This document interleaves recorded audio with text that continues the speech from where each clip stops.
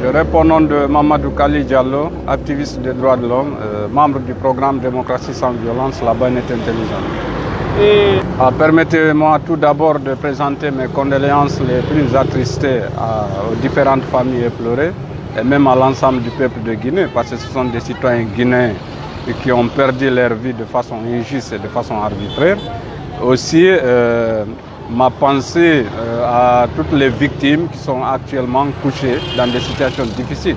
Écoutez, c'est vraiment déplorable, encore une fois, que dans l'exercice des libertés consacrées par les lois nationales et même par les juridictions de protection des droits de l'homme, dont la Guinée est l'un des pays vraiment rares, un des rares pays qui ratifie tout, mais que l'exercice en matière de pratique, encore une fois, qu'on enregistre des morts.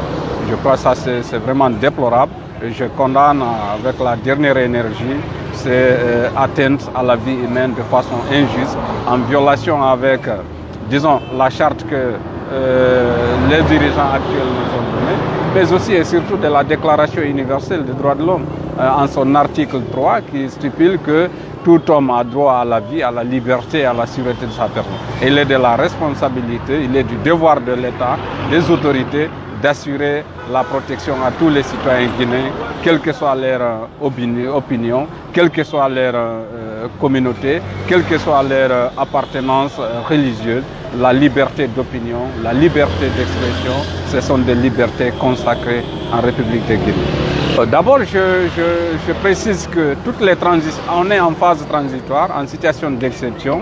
Dans tous les pays où de telles situations se sont arrivées, à partir du moment, vous savez, l'une des premières mesures prises le 5 septembre, c'est dire que la constitution guinéenne est dissoute.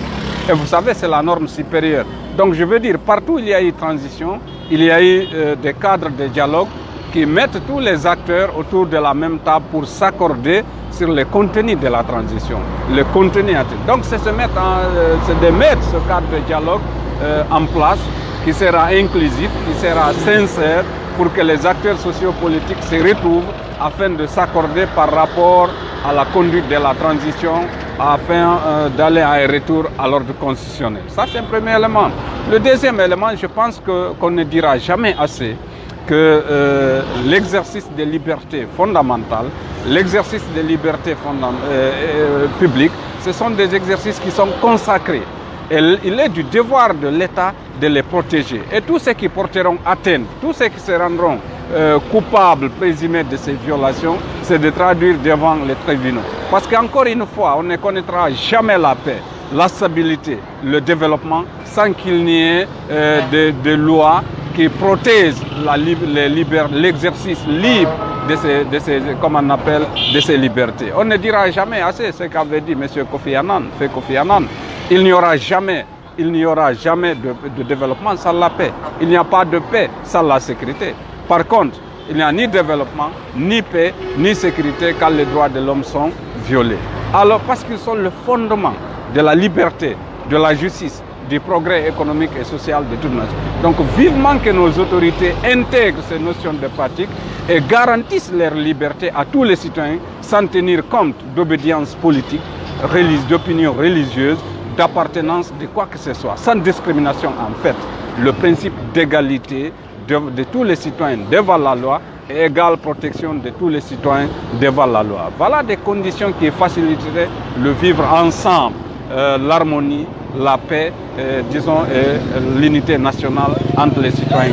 Aujourd'hui, les gens disent que l'homme du 5 septembre a trahi parce que quand il est venu, il a dit on va rectifier les erreurs du passé. Et aujourd'hui, les gens pensent que le colonel Doumbouya a trahi. Est-ce que vous, les hommes des droits, qu'est-ce que vous dites? C'est évident si nous prenons le discours du 5 septembre aujourd'hui. Quand lui-même il avait dit que la Guinée a été trop victime de viol, la Guinée a été violée, il faut faire l'amour à la Guinée.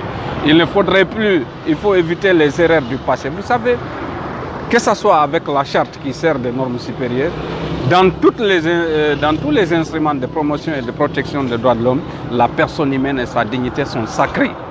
La personne humaine et sa dignité sont sacrées.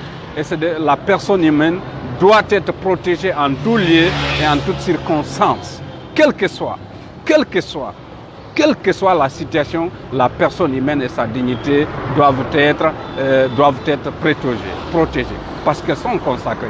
Donc si on prend la situation d'aujourd'hui, qu'une manifestation d'hier, qu'on enregistre la mort d'Ibrahima Baldé, la mort de Alpha Omar Bari, et ainsi de suite, et on établit un parallélisme avec le discours tenu le 5 septembre et ce qui s'est passé hier, on voit qu'effectivement, il y a un décalage.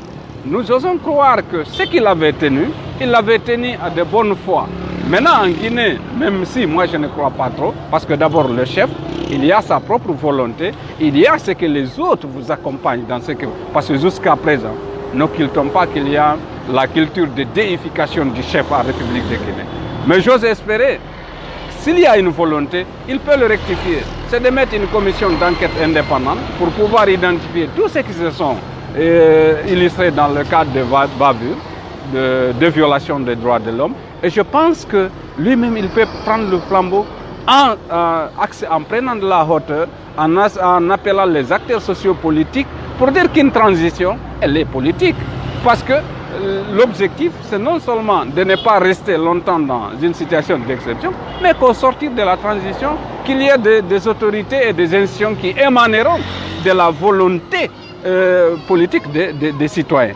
Donc à travers qui auront à la fois la légitimité et la légalité pour conduire les réformes qu'il faille faire. Parce que pour aller à des réformes, il faut deux piliers qui sont indispensables. Il faut avoir la légalité, il faut avoir la légitimité. Et cela ne s'obtient qu'à travers des élections inclusives, libres et transparentes. Il y a bien sûr, cet espoir ne risque pas de se prendre ou bien? Oui, disons que cela m'amène personnellement, moi, à regretter le départ de l'actuel ministre de la Justice au niveau du procureur général, au parquet. Quand il était procureur général de la République, on a vu la célérité avec laquelle, quand il y a eu la mort, l'assassinat présumé de Thierno Mamadou Diallo, suite à l'augmentation du prix du carburant, on a vu la célérité avec, d'abord, il a mis en garde des autorités pour dire qu'écoutez, c'est une affaire de justice, il n'y a pas de récupération politique. Il a tout de suite ouvert une information judiciaire et le dossier a connu des inculpés. Vous voyez, l'information est close et j'ose espérer que bientôt nous irons vers un procès. Et il y a eu des inculpés. Vous voyez, d'autant plus que si on faisait là une juste comparaison, encore une fois, il y a eu de 2010 à 2020, vous avez suivi de Jakariao, on est parti jusqu'à compter des centaines de morts assassinés comme ça. Il n'y a jamais eu, même si à chaque fois, il y avait des déclarations à la télé pour dire qu'une fois les procureurs faisaient des déclarations pour dire qu'écoutez, une information judiciaire est ouverte, mais on n'a jamais vu les conclusions de ces informations. Par contre, l'ancien procureur avait ouvert une information judiciaire, on a vu des présumés auteurs pour le moment inculpés, certains sont écroués, vous voyez, et ils attendent le procès.